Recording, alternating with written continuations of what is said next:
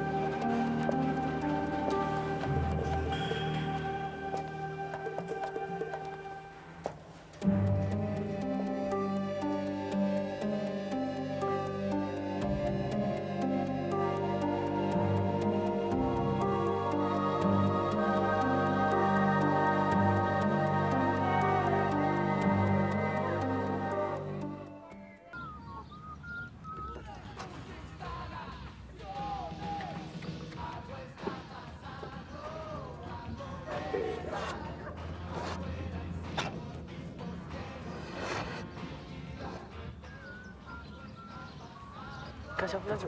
Guato. Guato, loco. Mira, guato. Calla, guato.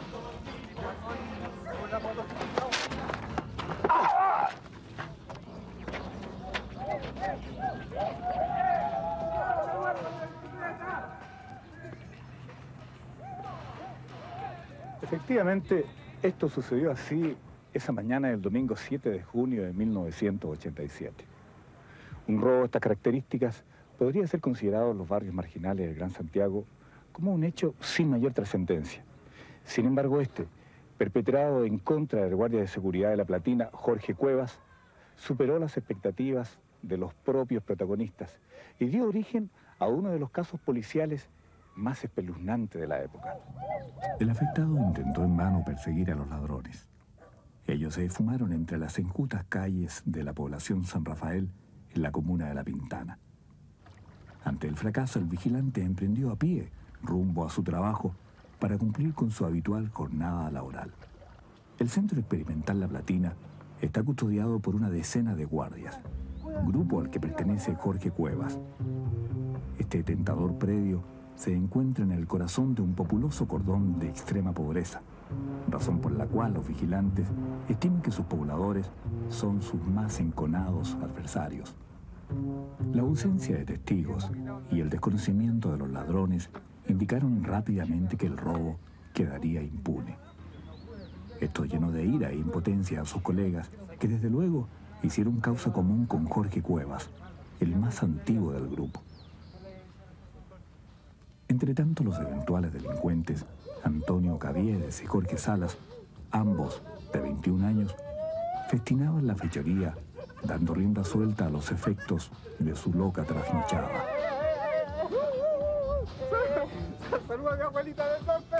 Pero las casualidades le dieron a esta historia un rumbo no deseado. Los dos delincuentes, lejos de proponérselo, tuvieron la desafortunada idea de pasearse con la bicicleta exactamente frente a La Platina. Como era de esperar, los guardias de turno la reconocieron y no dudaron en su intento por recobrarla.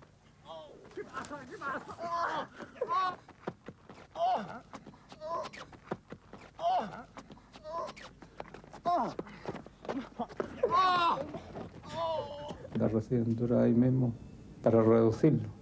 ¿Y usted? No, pues yo estaba en portería, eso sucede a unos 100 metros de ahí de la portería más o menos. ¿Cómo lo arrastran hacia el interior de La Platina? Los llevan detenidos, los dos vigilantes que los siguieron a ellos. Pero a punta de patada y combo. No lo llevan porque en ese trayecto estaba en la calle. ¿Y adentro qué pasa? Bueno, adentro ahí se les recibe con patadas y combo. Sí. Tras la llegada del jefe Manuel Correa, la situación tomó una dirección más insólita aún. Cuando la lógica indicaba que ambos jóvenes debían ser entregados a carabineros, los guardias recibieron la orden de trasladarlos al interior de la Platina. Ciertamente había en esta determinación un subrepticio deseo de venganza y también una particular muestra de poder. Los ladrones debían recibir un castigo ejemplar.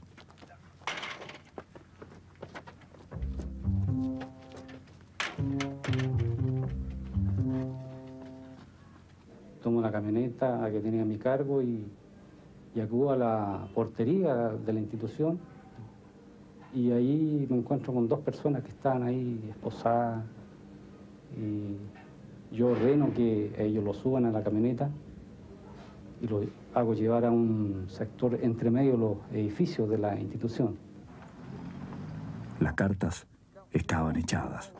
Antonio Caviedes y José Salas fueron trasladados hasta un lugar estratégico del predio. Vanas fueron las súplicas de los jóvenes pobladores, quienes presentían un castigo aún más riguroso por parte de los guardias.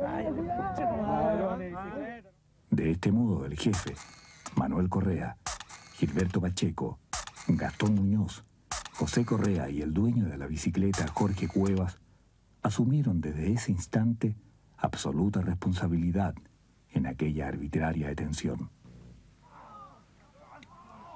En la soledad del Centro Experimental La Platina, comenzó a escribirse ese domingo 7 de junio una aberrante historia.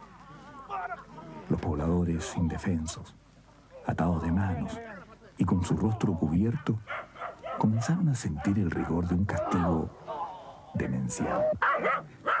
Los 5 guardias comprometidos en la situación optaron por golpear haciendo gala de avesadas técnicas de artes marciales.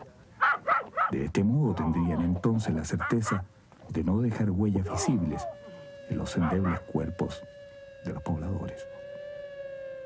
Y ahí en ese momento, bueno, golpeamos alteradamente uno, después el otro, preguntamos, no responden, no dicen nada, no se quejan.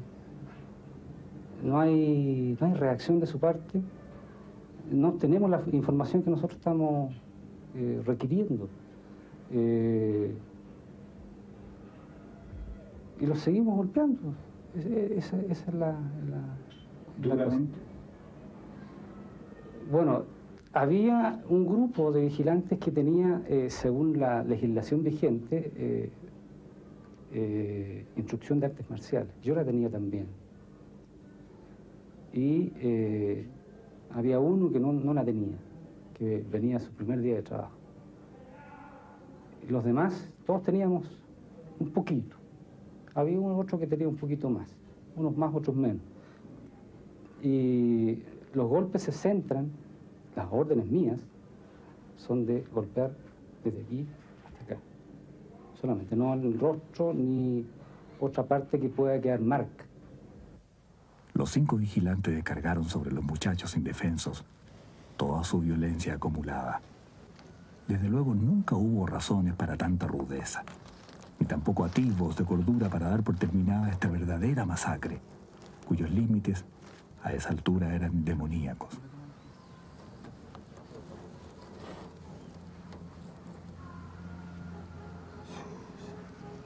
Llegó un punto en que cayó uno de ellos, me acerqué a tomarle el pulso y comprobé que estaba mal. En ese momento yo le hago saber a Manuel Correa, el jefe de seguridad, que el muchacho se encontraba mal y que había que dejar de golpearlo. Entonces, ese creo que fue el primer acto de misericordia dentro de todo la golpiza. Y él determina en ese momento detener los golpes. Ya supongo yo que era demasiado tarde, pero estaban aún con vida. Eso mismo sucede con el segundo individuo que estaba ahí. Bueno, a él no le tomo el pulso, pero como ya se había detenido la golpiza, no creí necesario hacerlo. Fue una determinación propia, una determinación guiada justamente por lo que estaba ocurriendo, porque había un exceso de violencia, un exceso de tortura, podríamos llamarlo. Efectivamente, el abuso de poder había llegado a su máxima expresión. Producto de la brutal golpiza, Antonio Caviedes y José Salas dejaron de existir.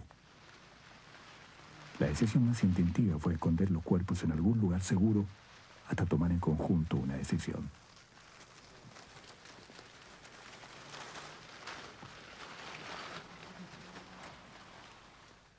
Y conversamos, ¿qué hacemos? Empieza la conversación de qué hacer. El susto. La primera reacción es susto. ¿En qué nos hemos metido? Y bueno, se barajaron muchas posibilidades, pero al final la decisión final era enterrarlo en algún sector que yo debía ubicar. Ese fue un acuerdo entre todos. Y después de eso, tipo 10 de la mañana, yo me dedico a eso hasta, digamos, 12 del día, a recorrer el predio, pero ya no con el afán de hacer esa ronda que hacía habitualmente viendo los trabajos, sino que ubicando el lugar preciso donde fuera lo más oculto, donde no se pudiera encontrar, o sea, no hubiera posibilidad de encontrar estos cuerpos.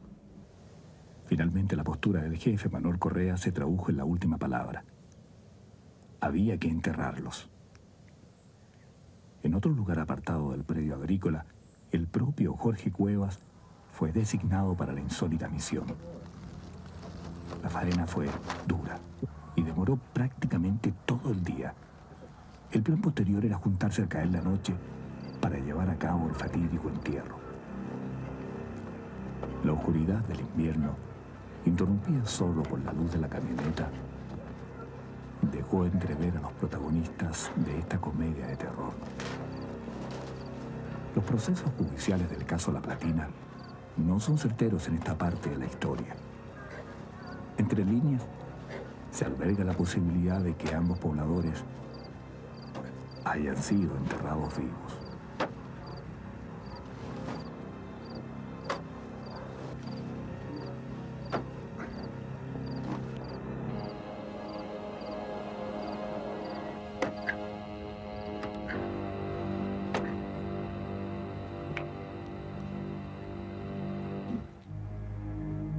Luego de ponderar la trascendencia del crimen que han cometido, los 5 guardias de seguridad se reúnen para realizar un pacto. Un pacto de silencio. Y así dar por terminado el asunto como si nada hubiese sucedido.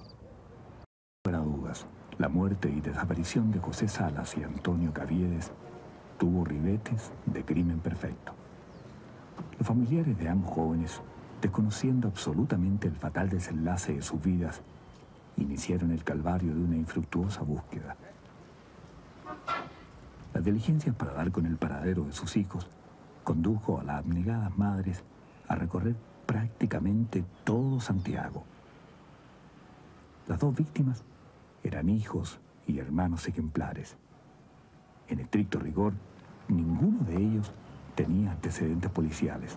La precaria situación económica de los padres de las víctimas impide acelerar los trámites de búsqueda. Así pasan los días y los meses, sin mayores novedades. No obstante, la esperanza de que un día aparezcan se mantiene latente en el corazón de estas madres. Después de un año de aquel trágico suceso, y cuando todo hacía suponer que el caso de La Platina engrosaría el archivo de los crímenes no resueltos, persistentes rumores que hablaban de extraños acontecimientos en el interior del centro experimental inquietaron la mente de la policía civil. El entonces inspector Escárate, es designado para averiguar el hecho. Él y un equipo avesado de investigadores deciden abordar estratégicamente a Jorge Cuevas, sindicado en forma recurrente como uno de los que podría saber algo.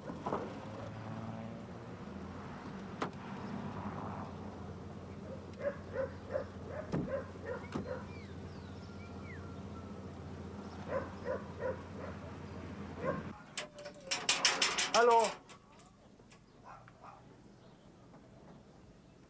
Dígame, ¿qué será? Permiso. Somos policía. Andamos viendo el asunto de la... El plan de inmiscuir al guardia y responsabilizarlo de situaciones que en modo alguno estaban claras le dio resultado a la policía. Jorge Cuevas, como esperando ese momento en lo más profundo de su ser, confesó su participación en la muerte y posterior entierro de los dos jóvenes. Hasta ese instante, la sorpresa era mayúscula para el personal de investigaciones. Ellos no sabían con certeza de qué se trataba, ni menos los nombres de las víctimas.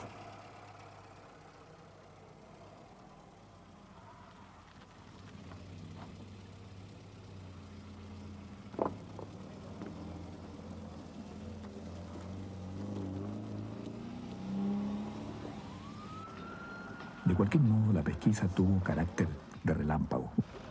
Una vez detenidos los primeros implicados, el propio inspector acude al interior de la platina donde se supone están las víctimas enterradas. Después de un año, Jorge Cuevas cumple paradojalmente la misión de desenterrarlos. Tienes que estar acá. La expectación cunde en el lugar. Luego de algunas horas de trabajo intensivo, el vigilante comprueba con asombro que los cadáveres no existen. La precaución que tuvo Manuel Correa, quien cambió la topografía del lugar a los 3 meses del crimen, condujo a error a su colega. Claro está que mientras no hubieran víctimas, no existía delito, ni mucho menos detenidos. En esta idea se amparó el jefe de los guardias de la platina para guardar estricto silencio. No obstante, por obvia deducción policial, fue rápidamente conminado a descubrir e indicar el lugar del entierro. Pero el cambio de geografía del sector fue tan ostensible que el propio jefe no dio con el sitio exacto. En estas faenas, personal de investigaciones y 2 de los guardias pasaron prácticamente 3 días completos. A pesar de ello, la búsqueda no dio resultados. Parecía que el caso de la platina estaba condenado a no resolverse, pero el inspector Escárate tenía la corazonada de que el testimonio de los detenidos era fidedigno. Entonces, consiguió una maquinaria pesada y, sin pensarlo 2 veces, decidió excavar y abrir una zanja para encontrar indicios de las víctimas. La expectación y el suspenso se mantuvo por largas horas. La máquina excavadora no cesó de herir la tierra.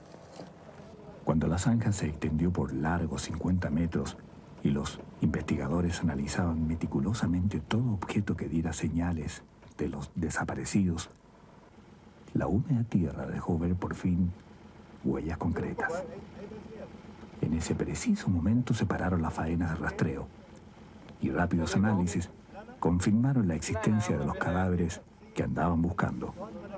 Con la misma prisa, personal de investigaciones se dio a la tarea de identificar a las víctimas. No hubo dudas respecto a la juventud de ambos, y de acuerdo a la fecha de muerte, se hurgó en el archivo policial para hacer coincidir denuncias de presuntos desaparecidos. De este modo, hubo absoluta certeza que se trataba de Antonio Caviedes y José Salas.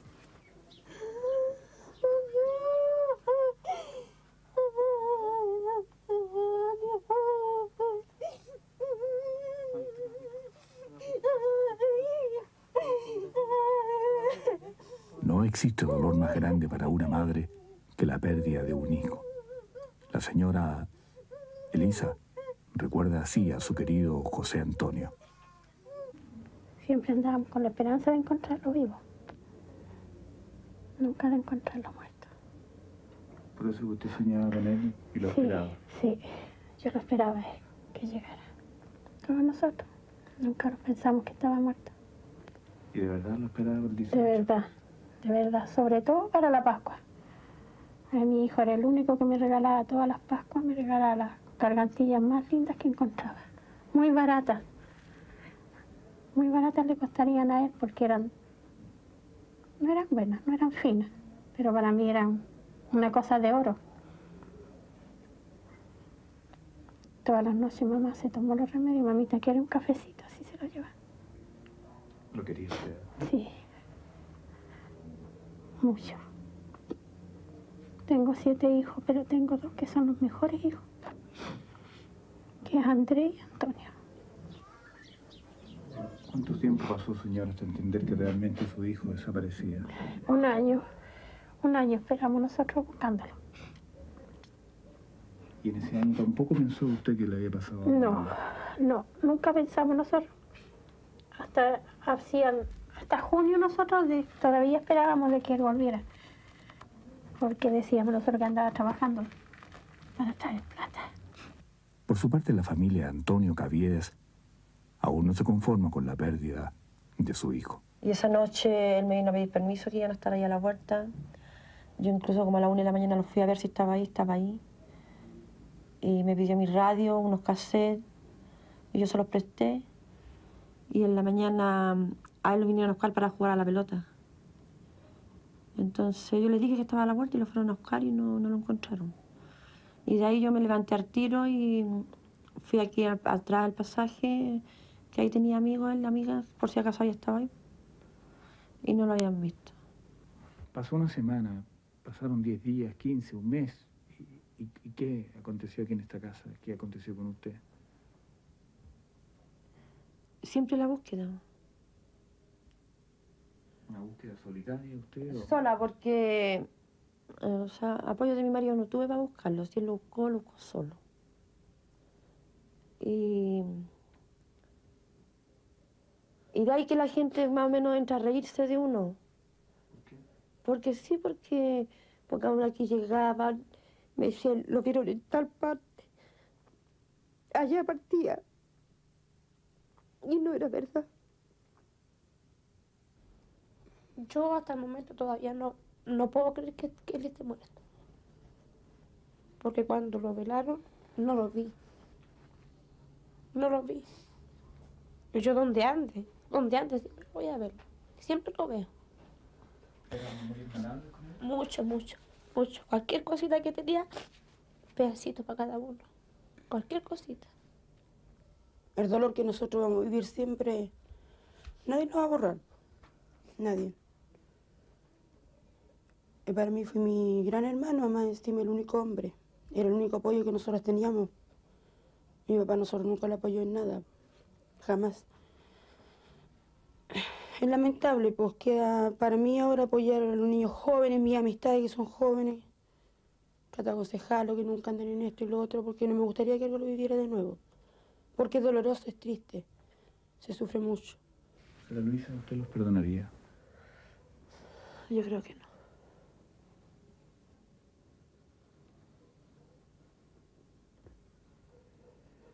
Pasados 5 años de aquel trágico suceso. Los autores se encuentran recluidos en la cárcel de San Miguel. A pesar de estar prácticamente en un mismo sector, entre ellos no existe mucha comunicación. La duda sobre quién fue el delator que rompió el pacto de silencio ha sido probablemente la causa de este celoso distanciamiento.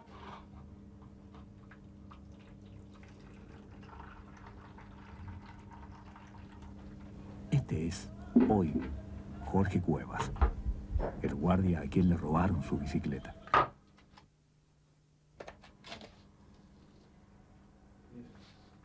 ¿Qué haría usted si ve a la madre de una de las víctimas? Si yo la conociera y la viera, le pediría perdón. Que me perdone, así como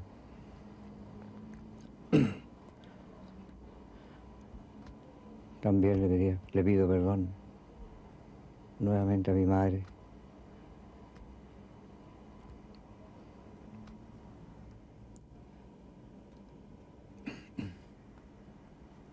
Por todo el daño que le he causado. Durante los primeros meses de prisión, los 5 guardias de La Platina recibieron protección de gendarmería, ya que su calificativo de matachoros en la jerga carcelaria es altamente cuestionado. Desde luego, este fue un duro obstáculo para obtener su testimonio. De hecho, Gastón Muñoz, condenado a 20 años y sindicado como uno de los verdugos más encarnizados en la golpiza, no quiso dar la cara. Entrar en este recinto en busca de personajes tan negados por la sociedad nos predispone a encontrarnos con rostros que representen el daño que cometieron. Sin embargo, nada está más lejos de ello. Cuando se trata de primerizos, el proceso carcelario parece ejercer sobre ellos un sentido de culpa distinto, que en muchos casos incluso los convierte de victimarios en víctimas. Gilberto Pacheco tiene sobradas razones para sentirse víctima. Aquel 7 de junio de 1987, cuando se produjo el acto criminal, era su primer día de trabajo. Como nuevo, como recién llegado, no estaba como le dijera, tratando de mantener una conducta para poder permanecer en el trabajo. Eran un par de meses que yo estaba cesante y había una familia detrás mío. Entonces es difícil la situación, decir no a algo que, bueno, yo tampoco sabía que iba a resultar en una muerte. Hoy Gilberto Pacheco se dedica al oficio de carpintero mueblista, que aprendió aquí en la cárcel. Sus horas de trabajo comienzan apenas revienta el alba y termina cuando conjuntamente con los demás reos debe encerrarse en su celda. No se lo odia a nadie. Y creo que lo primero que pasa por la mente es tratar de quitarse la vida. Es tratar de terminar con todo. Porque uno sabe que a la postre se va a perder familia, se pierden los amigos, se pierden lo más valioso que uno pueda tener afuera. Entonces uno busca el camino más corto. Y yo creo que todos buscamos, en una pena así, buscar la muerte en forma rápida. Y gracias a Dios pude superar esa etapa. La superé con mucho esfuerzo, religiosamente. Y bueno, doy gracias a Dios por eso, por seguir vivo y por tener un trabajo aquí dentro, por sentirme que aún soy parte de la familia y sentirme que aún puedo hacer algo por ellos, aunque sea estando en esta situación. Yo hace mucho tiempo que dejé de mirar por las ventanas. Era algo que hacía constantemente, mirar por una ventana y observar a la distancia las luces de Santiago mismo, mirar el cerro, recordar cuántas veces anduve caminando, cuántas veces anduve por aquellos lugares sin quizás tomarle la importancia de vida. Y bueno, eso era doloroso, eso era... me estaba desintegrando de a poco y dejé de hacerlo. Y en cierto modo ya uno entra a acostumbrarse en este submundo. Y son otras las cosas, las metas. Afortunadamente yo he tomado el trabajo como una terapia, me ha servido un montón. Y gracias a ello he podido sobrellevar el tiempo. En otro sector denominado precisamente La Platina están los hermanos Correa. En realidad, el hecho de tener que protegerlos del resto de la población penal los mantiene ciertamente aislados, pero también con ciertos privilegios. Su celda es luminosa y amplia. Incluso le permite tener un pequeño taller de carpintería a José Correa. La mayoría de los guardias ha aceptado su responsabilidad en los hechos, pero ninguno quiere recordar ese instante fatal. ¿Cuál es su posición como ser humano cuando han pasado ya 5 años respecto al hecho deleznable, al hecho brutal que usted cometió o en el cual participó? Arrepentimiento. Arrepentimiento del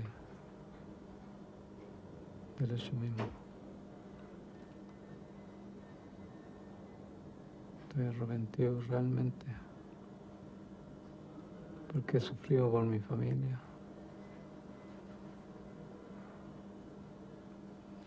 ¿Usted nunca pensó en la familia de las víctimas alguna vez? Sí, bastante también.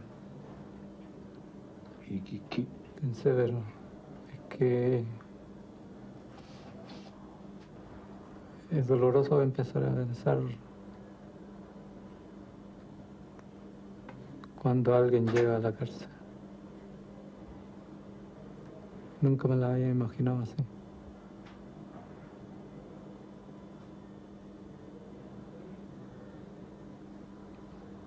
¿Le encuentra usted razón en lo que hizo don José? No. No le encuentro razón. Es un arrepentimiento de corazón que yo espero que me perdone esa familia. ¿Y sus hijos qué? También ellos. Ellos también tienen que... Algún día se lo voy a contar. Porque ellos están chicos todavía. ¿Qué les va a contar? Lo que hice. La verdad. ¿No siente vergüenza por eso? Arrepentimiento, vergüenza. Más arrepentimiento de lo que hice. ¿Usted era un delincuente antes? No, nunca. Nunca he sido un delincuente. ¿Tenía antecedentes de mala persona? No, nunca. Tenía buenos antecedentes, tenía buenas conductas en los trabajos. ¿Y cómo ahora en la tranquilidad piensa usted que logró meterse en eso, don José? Explíqueme cómo, por qué.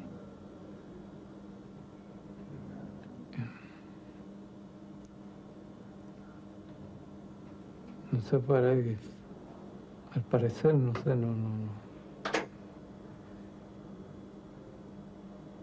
Fue un instante de que alguien dio la orden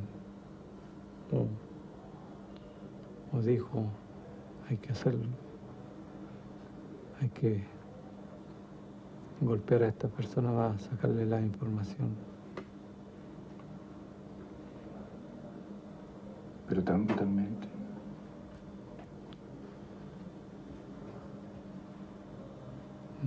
No era la intención tan brutal. Este es Manuel Correa, técnico agrícola, jefe de La Platina y hombre de confianza de su administración. Todos los vigilantes protagonistas de este horrendo crimen le otorgan a él, en su calidad de autoridad eventual, gran parte de la responsabilidad de los hechos. Fue un hombre duro, terco, autoritario.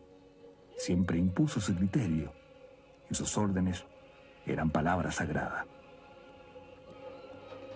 Ahora está aquí, sumido en un rincón de su celda, leyendo la Biblia, porque según nos cuentan, entre rejas, conoció a Dios y se ha convertido en un orador de su palabra.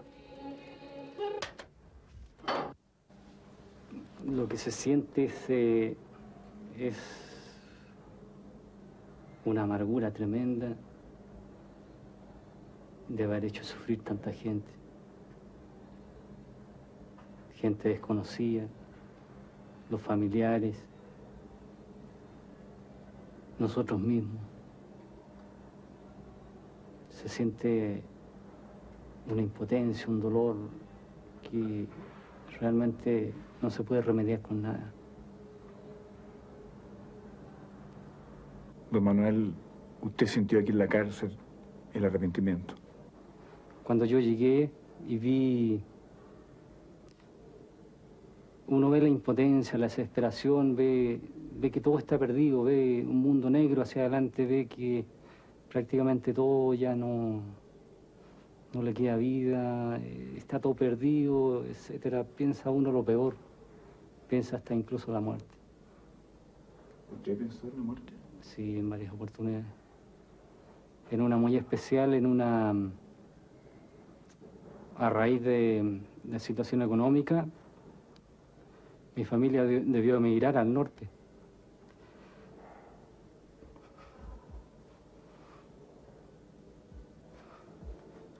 Era una Pascua. Y esa Pascua la pasé solo. Que sin nadie. Habían niños jugando, globos, fiesta. Y yo estaba solo en mi pieza. Me acuerdo, me puse de rodillas y dije, Señor, ¿por qué tengo que vivir esto? Y empecé a mirar el techo. Había unos fierros. Y dije, me voy a colgar. Pero dije, también soy un hombre inteligente, ¿por qué tengo que hacerlo igual como lo hacen todos los delincuentes de aquí? Ocurrió todo un proceso de transformación en mi vida. Y todo este tiempo que yo estuve aquí, que estoy aquí, me ha permitido reflexionar. Es mucho el tiempo que tiene el preso, el reo, para pensar en su familia, en sus problemas. En el caso mío yo pensaba pensar por qué lo hice, qué ocurrió, qué pasó por mi mente, por qué me levanté, por qué hice eso. Y creo que acercándome al Señor fue la única respuesta que encontré ahí. Estaba todo. ¿Y por qué lo hizo, don Manuel? No tengo respuestas para eso. No sé. Algo malo había en mí. Sé que lo había. Sé que lo había. Por eso hablo del ayer y del hoy. Ese malo ya no está en mí. Hay gente que me ha venido a ver, ha visto el cambio. Yo lo conocí a usted, pero usted era así, de esta manera, y era de esta otra manera. Usted no podía mirar a la cara. Usted era un hombre huraño. Una vez le pedí a una persona que me definiera con una palabra cómo era ese Manuel Correa pasado. Y me dijo, usted era veneno. Ese era el retrato que tenía la gente de mí. Hoy día no. Manuel Correa antes nunca lloró. Hoy día llora Manuel Correa, sufre. Y se arrepiente verdaderamente. Y quiere una vida nueva. Quiere una oportunidad en esta vida.